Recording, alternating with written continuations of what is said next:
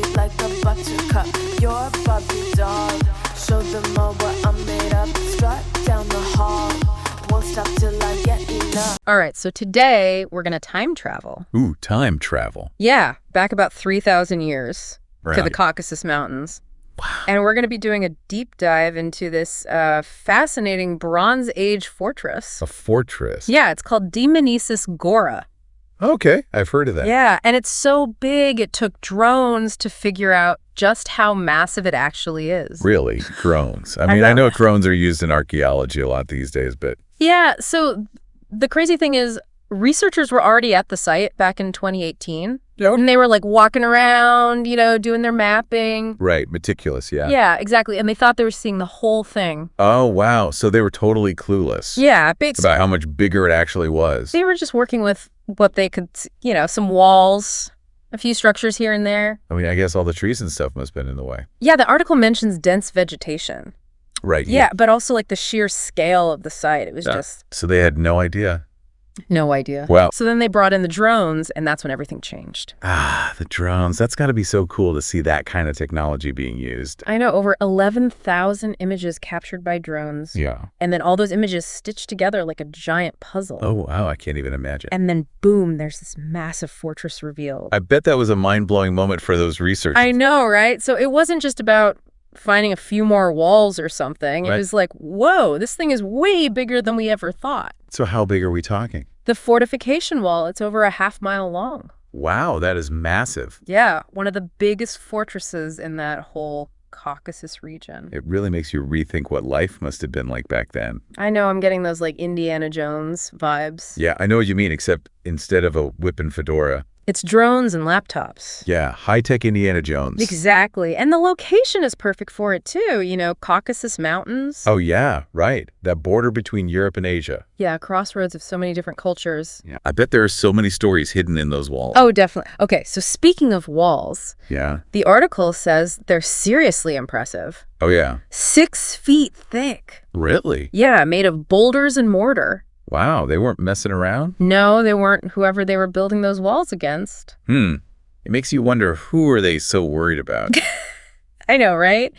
Like, the Caucasus wasn't exactly full of giant empires during the Bronze Age. Right. So who are they trying to keep out? Yeah, rival tribes, maybe?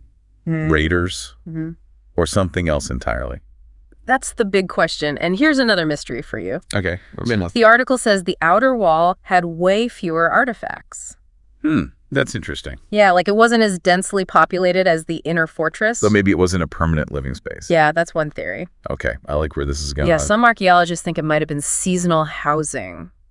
Seasonal housing, okay. Yeah, like people moving with their livestock. So maybe during certain times of the year, that outer wall would enclose this huge temporary settlement. Exactly. Picture it, inner fortress bustling year-round. Right. And then, boom, during certain seasons, the outer wall expands the whole place. And people coming and going, trading maybe festivals. Maybe even just taking advantage of better grazing lands for their animals. Wow, so we're talking about a society that's more mobile than we might think. Right, exactly. It challenges those old ideas we have about the Bronze Age, Yeah, about them just being these isolated little communities. Exactly. So we've got this massive fortress in a strategic location, impressive defenses, Right. and this whole mystery surrounding that outer wall. It's like a giant puzzle just waiting to be solved. Exactly. But here's the question I'm dying to know the answer to. What's that? What are they finding inside those walls? The good stuff, right? The clues? Yeah, exactly. Like what kind of artifacts are they unearthing? Well, from what I've read, they're finding a ton of stuff.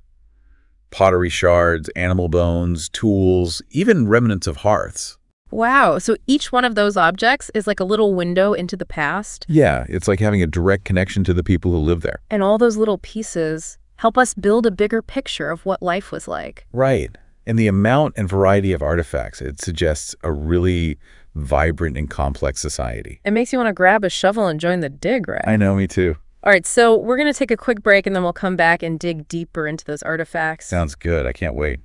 Okay, so we're talking pottery bones tools. It's like we're right there with the archaeologists dusting off these ancient relics. Yeah, it really is that feeling of discovery.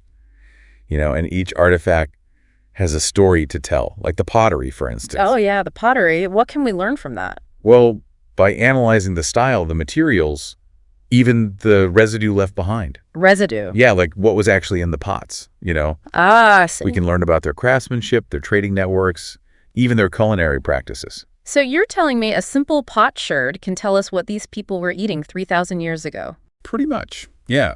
It's amazing what you can find out. Okay, I'm officially hooked. Tell me more. Well, we might find evidence of grains, fruits, maybe even traces of animal fats. So we're talking about their diet?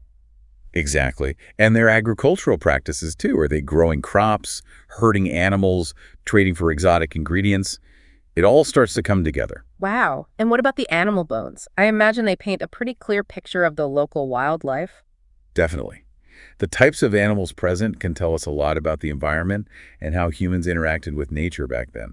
Okay, so what kind of animals were we talking about? Well, we might find evidence of domesticated animals like sheep and goats. Okay, so they were herding animals. Right. That suggests pastoral practices were important to them. But we could also find remains of wild animals. So hunting was part of their life too? Exactly. It's Yeah. all about understanding their subsistence strategies, how they got their food, how they survived. So it's not just identifying the animal, it's about figuring out what it tells us about how these people live their lives. Precisely. Each bone is a clue. It helps us piece together the whole ecological and cultural landscape of Dmanisis Gora. It's amazing to think that something as simple as a bone can reveal so much. I know it's incredible, but it also makes you realize how much we rely on physical objects to understand the past. That's true. But what if some things didn't survive? Like wood or textiles, they probably decayed over time. That's a really good point. The archaeological record is always incomplete. There are always gaps in our knowledge. So how do we fill in those gaps? Well, that's why it's so important to combine artifact analysis with other methods. Like what? We can study soil layers, pollen samples, even use things like ground-penetrating radar to see what's beneath the surface. So it's like building a giant multi-layered puzzle. Exactly. You use every clue you can find to build the most complete picture possible. I like that analogy. Okay, so let's go back to the outer wall for a second. Sure.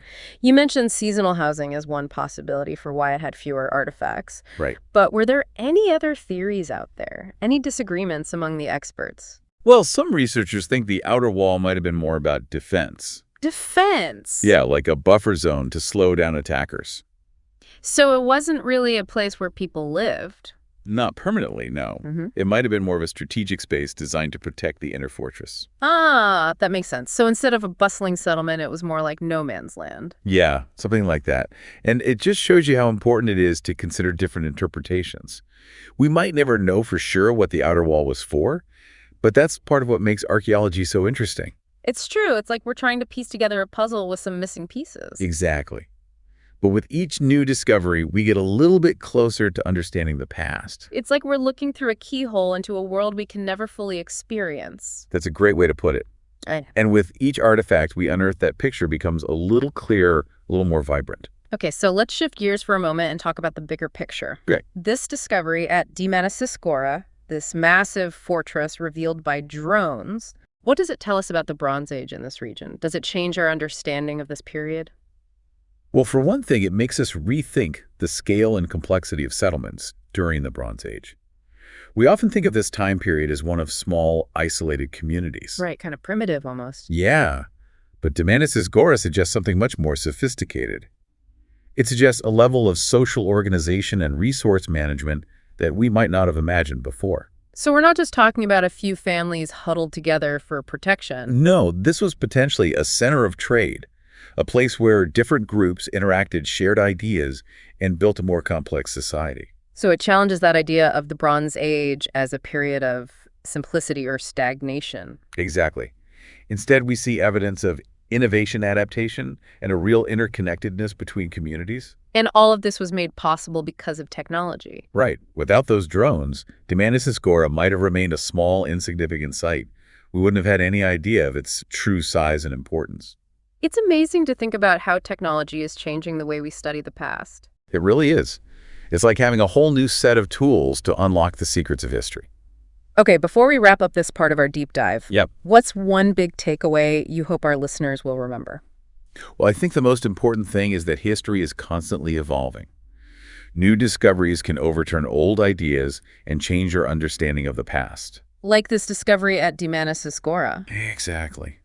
It reminds us that there's always more to learn, more to uncover, and more to question. It's almost like an invitation to keep exploring, to keep asking questions, and to keep that sense of wonder alive. I couldn't have said it better myself. Yeah, it really makes you wonder, how many other Dmanisis Goras are out there just waiting to be found? I know, right? Just hidden beneath the surface, waiting for the right technology to come along. Exactly like we talked about those drones and the ground-penetrating radar. It's like having X-ray vision for the past. Right, you can see things that were completely invisible before. And it's not just about the technology itself, it's about the possibilities it opens up.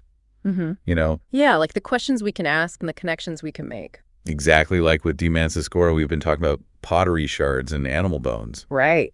But those little pieces can tell us so much about trade routes, social structures, even climate change. It's amazing how everything is connected. It really is. It's like a giant web, and each discovery helps us weave another thread. So you're saying that a few broken pots and some scattered bones can potentially rewrite history? Absolutely.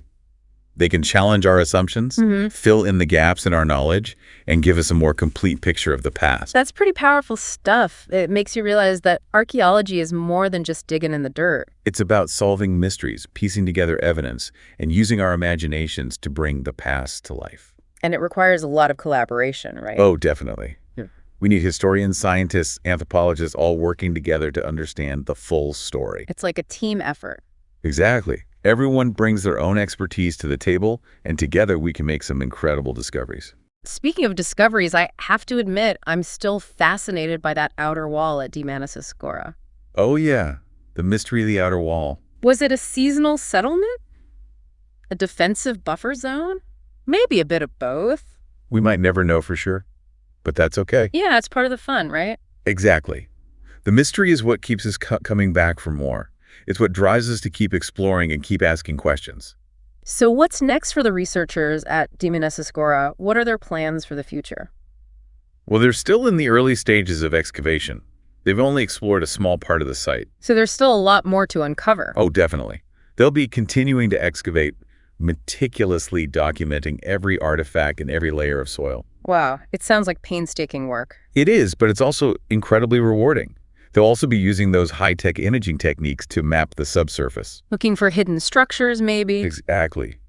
They're hoping to find more clues about the layout of the fortress, maybe even uncover things like workshops, religious structures, or evidence of burials. It's like peeling back the layers of time one by one. And with each layer, we learn something new about the people who live there, how they lived, how they interacted with their environment, and what their world was like. It makes you realize that history isn't just about names and dates. It's about real people who lived and breathed and left their mark on the world. Exactly. And Dmanisis Gora is a powerful reminder of that. It's a testament to the ingenuity and resilience of our ancestors. It shows us that even thousands of years ago, humans were capable of creating complex and fascinating societies. And that their stories are still relevant today. So to our listeners out there, the next time you hear about an archaeological discovery, don't just scroll past it. Yeah, take a moment to learn more. Dig a little deeper, explore the details, and let your imagination run wild. You might be surprised by what you find. Because history is full of surprises and there's always something new to discover. And who knows, maybe you'll be the one to make the next big breakthrough. That's right. So keep exploring, keep questioning, and most importantly, keep that sense of wonder alive. Well said. I think that's a perfect note to end on. Sound the alarm. I'm coming up. We'll have a ball. I'm sweet like a buttercup. You're a Barbie doll. Show them all what I'm made of. Strut down the hall. Won't stop till I get enough.